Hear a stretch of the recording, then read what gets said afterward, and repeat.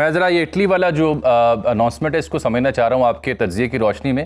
बिलखुसूस तुर्किया ने उससे पहले इसराइल को बड़ी तगड़ी जुबान में जवाब दिया था, अगर आप मुझे सुन पा रहे हैं। मैं वही अर्ज कर रहा हूँ, तो उन्होंने अपनी एक स्ट्रेंथ का फॉल्स नैरेटिव क्रिएट किया था, इस वजह से लिहाजा हमारे लिए उसको इंडिपेंडेंटली एनालाइज करना बहुत डिफिकल्ट होता है। लेकिन रियलिटी ये है कि पिछले 3 सालों में 5% इसराइल छोड़ के जा चुके हैं। उनकी 60% जो टेक इंडस्ट्री है वो वापस यूरोप और यूएस में शिफ्ट हो रही है, और उनके अंदर पॉलिटिकल टर्मोइल इतना ज्यादा है कि किसी भी टाइम अगर ये जंग रुकती है तो नेतन्याहू को सजा होगी, और उस सजा होने के बाद उनको इक्तदार से हटा दिया जाएगा। उसी तरह इनकी जो इंटरनेशनल सपोर्ट है, फॉर एग्जाम्पल जो यूके की सपोर्ट है, जो यूएस की सपोर्ट है, वो डिमिनिश होती चली जा रही है। उसके अलावा यूरोप के अंदर जो इसराइली एलाइज से वो जो इन्होंने गाजा में जेनोसाइड किया है, उसके बाद से वो भी इसराइल के साथ खड़ा होना एक बर्डन फील कर रहे हैं। तो इस सारे कॉन्टेक्स्ट के अंदर इसराइल अपनी तारीख के कमजोर तरीन स्टेज से गुजर रहा है। दूसरी इंपॉर्टेंट बात, ये जो मुज़ाकरात इस वक्त हो रहे हैं ईरान और अमेरिका के दरमियान में इस जंग को रुकवाने के, ये ब्रेटन वुड्स अग्रीमेंट जो हुआ था, जो वर्ल्ड वॉर 2 को खत्म करवाने के मुज़ाकरात थे, उसके बाद सबसे बड़े मुज़ाकरात हैं। ये अमेरिकन थिंक टैंक्स को मैं कोट कर रहा हूं। अब आप सिर्फ इमेजिन करें कि जब ब्रिटेन वुड एग्रीमेंट हुआ था तो उसकी सेंट्रल स्टेज के ऊपर आपको इसराइल नजर आ रहा था, इसराइल का कयाम नजर आ रहा था। आज 80 साल के बाद दोबारा से उस नौयत का मिडल ईस्ट के अंदर एक एग्रीमेंट हो रहा है, and you see Israel practically, Israel is nowhere. Ahmad al Arabi साहब, मैं साहब क्योंकि पूरी दुनिया पे आपकी नज़र रहती है, मामलात को आप देखते हैं। अब मैं देख रहा हूँ कि चीनी वजारत खारजा ने ये जो उनका अरुणाचल प्रदेश है भारत का, उसको रिकग्नाइज करने से एक बार फिर इनका ये पूरा जंगान रीजन है हमारा, और ये इलीगल है इंडिया की जानिब से जो इसको सूबे का दर्जा दिया हुआ स्टेट का। ये इस बीच जबकि दुनिया ईरान अमेरिका जंग में उलझी हुई है, उसको को हल ढूंढ रहे हैं, ये चीन की जानिब से ये स्टेटमेंट भारत के लिए ये क्यों अहम है और कितना बड़ा सेटबैक है ये फॉर इंडिया? जी देखें, ये बहुत इंपॉर्टेंट ये फ्लैश पॉइंट है। देखें, दुनिया में जैसे एक इमर्जिंग मल्टीपोलैरिटी है और रीजनल और global framework, security frameworks change हो रहे हैं, उसमें इंडिया चाइना एक बहुत मेजर कॉन्फ्लिक्ट है। आपने अरुणाचल प्रदेश की बात की, अरुणाचल प्रदेश चाइना के लिए बहुत ज़्यादा इंपॉर्टेंट है, और चाइना का दूसरा सबसे बड़ा सूबा है तिब्बत, और तिब्बत के अंदर जो सोरिश और वहाँ पे जो इंडिया का किरदार है वो पूरी दुनिया के सामने।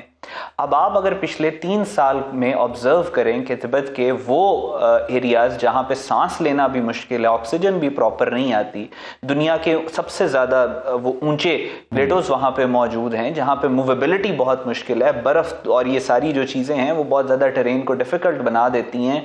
वहाँ पे पूरे चाइना में सबसे ज़्यादा अगर किसी सूबे स्टेट के अंदर चाइना अपनी मिलिट्री को इंस्टॉल कर रहा है और रोड्स बना रहा है तो वो सूबा है।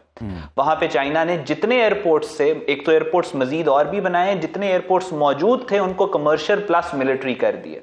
वहां पे चाइना ने एक पूरा इंफ्रास्ट्रक्चर, हजारों किलोमीटर्स लंबा रेलवे ट्रैक बिछाया है कि जो जंग के दौरान वहां पे सप्लाईज को टॉप के ऊपर लेके जा सके, और वो बिल्कुल बॉर्डर करता है अरुणाचल प्रदेश के साथ।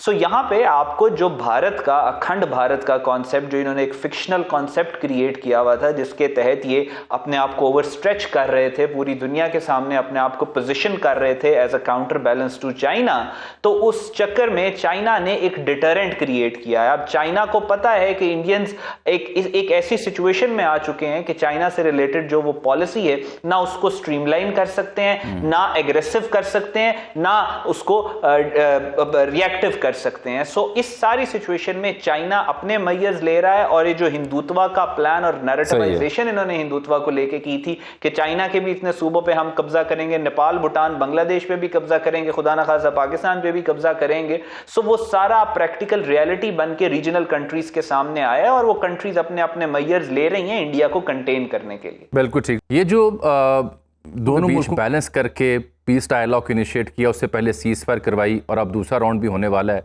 बहुत चांसेस हैं। इस बीच में ये तासुर जो पाकिस्तान का डिप्लोमेटिकली खुल के सामने आया, नेट स्टेबलाइजर, ये पाकिस्तान को आने वाले दिनों में क्या फवायद देगा? हमें दुनिया कैसे अब डील करेगी? जी देखें, इसमें जो पाकिस्तान ने आप एक पॉसिबल रीजनल और ग्लोबल वॉर जिसका कहा जा रहा था, दुनिया के थिंकर्स जिसको कह रहे थे कि इस जंग में पूरा पोटेंशियल है वर्ल्ड वॉर 3 बनने का, उस जंग में जिसमें पूरी दुनिया का स्टेक इन्वॉल्व है, यानी पाकिस्तान या साउथ एशिया से लेकर ऑस्ट्रेलिया तक लोग इससे इफेक्ट हुए हैं। दुनिया का कोई ऐसा खित्ता नहीं है जो इस जंग से इफेक्टेड नहीं है। एक ऐसी जंग जिसके ग्लोबल इम्प्लीकेशंस हैं, उसमें सीज फायर करवाने के लिए आप ये ओवरनाइट आप अपने आप को बिल्डअप नहीं कर सकते। ये पाकिस्तान का 80 साल का पोटेंशियल, पाकिस्तान की यूनिक पोजीशन, पाकिस्तान का relationship with the Muslim world, Pakistan की इंस्टीट्यूशनल डेप्थ, सिविलाइजेशनल एथॉस और हमारी ability to navigate between the poles of the world, वो सारा एक पूरे का पूरा एक वो इम्पिटस। फिर उसके बाद मई के अंदर मार्का हक के बाद जिस तरीके से पाकिस्तान की लीडरशिप ने परफॉर्म किया और सारे जो ग्राउंड के ऊपर विक्ट्रीज थी उनको कंसोलिडेट किया और उनको ट्रांसलेट किया फॉरेन पॉलिसी टर्म्स में, तो ये सारे इंडिकेटर्स थे, ये सारे इंग्रेडिएंट्स थे जिनकी वजह से आज पाकिस्तान दुनिया की सेंट्रल स्टेज के ऊपर है। पाकिस्तान का बड़ा यूनिक प्रिंसिपल है, आमतौर पर क्योंकि मैं इंटरनेशनल रिलेशन का स्टूडेंट हूं, यूनिक इस वजह से क्योंकि इंटरनेशनल सिस्टम जो है वो इंटरेस्ट के ऊपर ऑपरेट करता है। पाकिस्तान का जो अपना इंटरेस्ट है वो इन लाइन और इन सिंक आ जाता है रीजन के पूरे इंटरेस्ट के साथ। तो ये बड़ी यूनिक पोजीशन होती है कि पाकिस्तान जब ये कहता है कि हमारा मोटिव है कि peace within and peace without, के पाकिस्तान के अंदर पीस तभी आएगा जब रीजन में पीस होगा और पाकिस्तान में पीस होगा तो रीजन में पीस होगा। बड़ी यूनिक पोजीशन पाकिस्तान।